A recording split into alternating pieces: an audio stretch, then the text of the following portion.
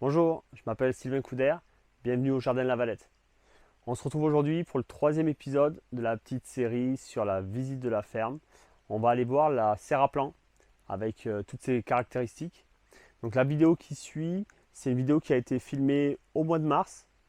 Donc soyez pas surpris par rapport aux solanacées, tomates, aubergines que vous allez voir dans la serre. C'est normal, c'était le mois de mars.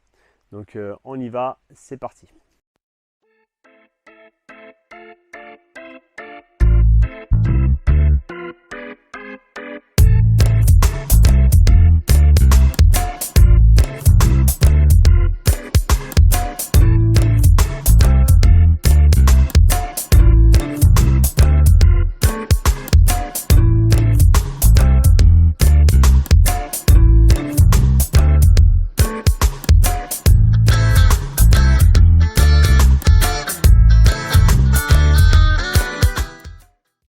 La production de plants, c'est pas obligatoire sur une ferme maraîchère. On peut choisir d'acheter tous ces plants, ou d'en produire une partie, de tout produire.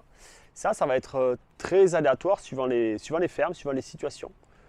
Nous, dans notre cas, en Aveyron, on n'a pas le choix de produire une partie de nos plants. On n'a pas de fournisseurs professionnels proches pour pouvoir acheter du plant de façon hebdomadaire, des petites séries tout au long de la saison.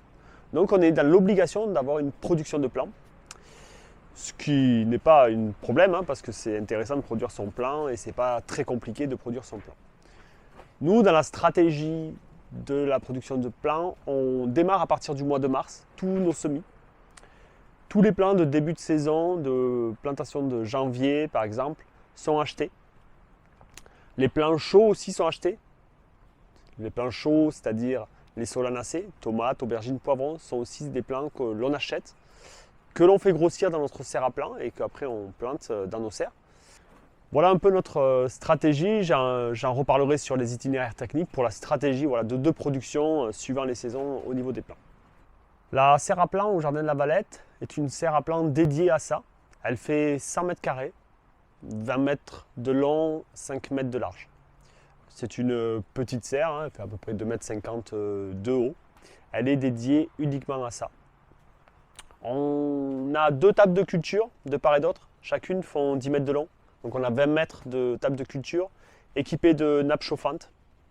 Ce qui nous permet d'avoir assez de place pour chauffer la totalité de nos plants pour le démarrage.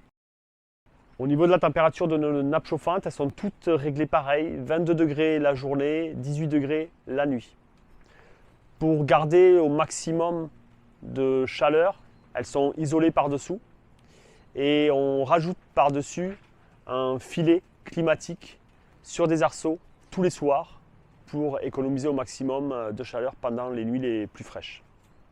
Afin d'avoir une température optimale, on a aussi dans notre serre à plant essayé de créer de l'inertie par une dalle béton ainsi que par des bidons noirs en plastique rempli d'eau, ce qui va augmenter l'inertie aussi de la serre.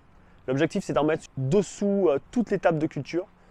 Il n'y a pas de chauffage intégral, il n'y a pas de chauffage à air pulsé dans la serre, c'est uniquement les nappes chauffantes qui permettent de faire la levée des plants.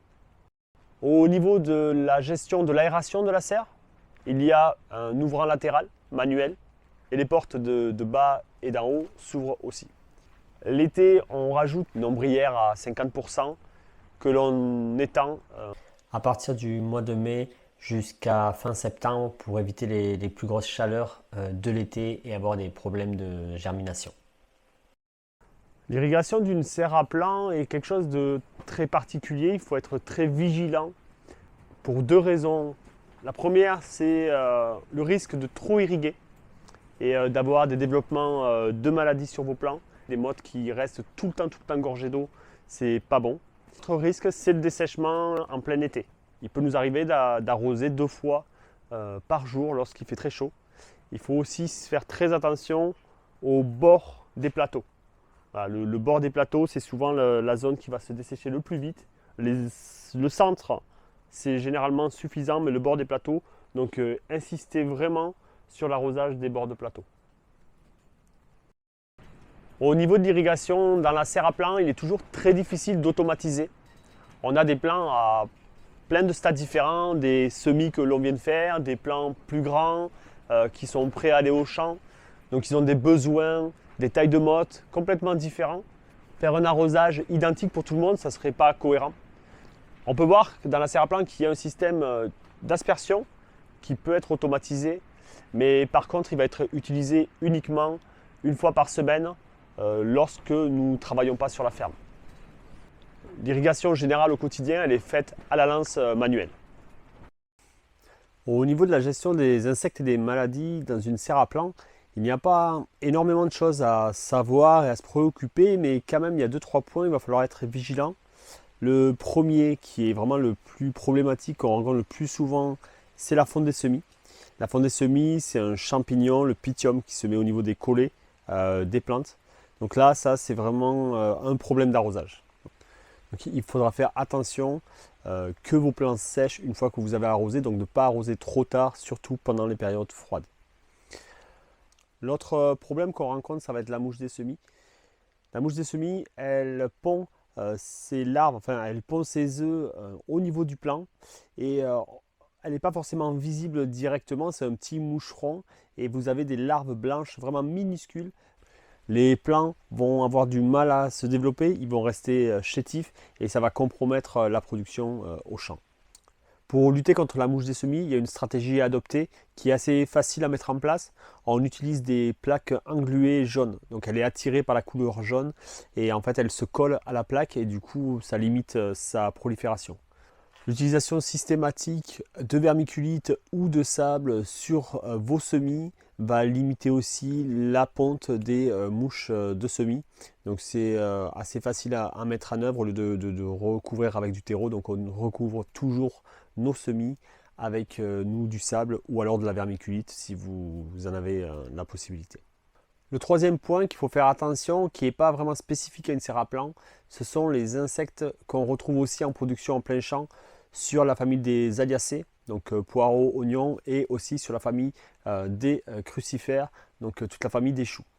Voilà, ces insectes-là peuvent être présents aussi dans une serre à plant, donc c'est des cultures qu'on fait sous filet anti-insecte, le filet anti-insecte classique qu'on utilise en plein champ. Le dernier insecte qui nous pose problème, mais vraiment de façon très ponctuelle, c'est une noctuelle, la noctuelle de la salade, qui va donc venir ronger les feuilles de salade. C'est une chenille en fait, hein, une toute petite chenille qui se développe dans le feuillage des salades. Voilà, on pourrait aussi parler peut-être de la limace et des escargots, mais nous on n'a vraiment pas de soucis. La serre à plant elle est bétonnée avec des tables en hauteur, donc c'est vrai que ça va vraiment limiter les attaques. On pourrait rajouter encore les rongeurs aussi, il faut faire attention, surtout sur les légumes courges, courgettes, melons, voilà, ils sont très friands de ces graines-là. Mais pareil, le fait d'avoir des tables en hauteur, ça va limiter ces attaques de rongeurs. Et voilà, c'est terminé pour la visite de la serre à plant. Donc s'il y a des petites choses qui manquent, que vous n'avez pas eu les infos, n'hésitez pas à le dire dans les commentaires. Moi je prendrai le temps de répondre. Je profite aussi pour vous dire qu'on a la formation en ligne sur les itinéraires techniques qui est pas loin de voir le jour. Donc il y a actuellement 2 fiches qu'on vous offre gratuitement.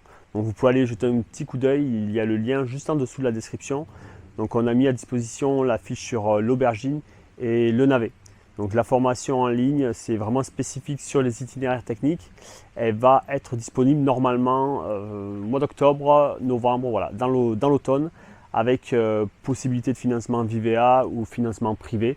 En tout cas, tout est expliqué dans la description, donc allez voir. Pour l'instant, il y a juste 2 fiches, mais les 38 autres fiches sur les itinéraires que l'on pratique ici au Jardin de la Valette sont bientôt dispo. Donc merci et puis à bientôt.